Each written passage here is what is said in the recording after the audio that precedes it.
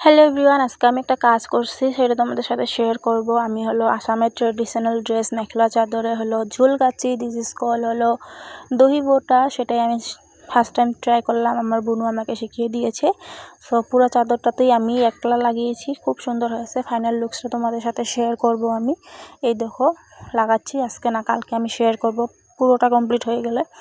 দেন বাবু যাচ্ছে স্কুলে, তাই আমিও একটু রাস্তার দিকে বের হয়ে আসলাম। আর আজকে একটা নতুন জিনিসও তোমাদের সাথে শেয়ার করব।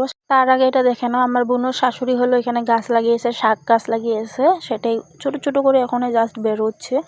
দেন সকালের খাবার চলছে, এখানে জল রুটি বানিয়ে নিলাম পেঁয়াজ কুচি করে দিয়ে, ধনেপাতা ওটা সব কিছু মিলিয়ে। এখন আমি জল রুটি করব, তারপরে চা খেয়ে নিব। সকালে একবার চা খেয়ে নিয়েছি।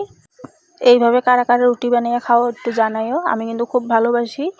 আর চিনি দেওয়ার থেকে আমি একটু পেঁয়াজ কাঁচামরিচ দিয়ে বানালে খুব ভালোবাসি।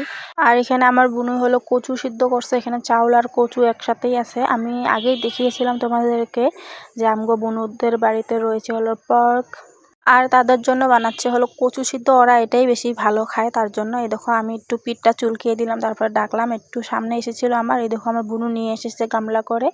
এক ডেক সিদ্ধ করেছে, কিন্তু সারাদিন একটু একটু করে দিবে, তার জন্য গামলা করে নিয়ে এসেছে।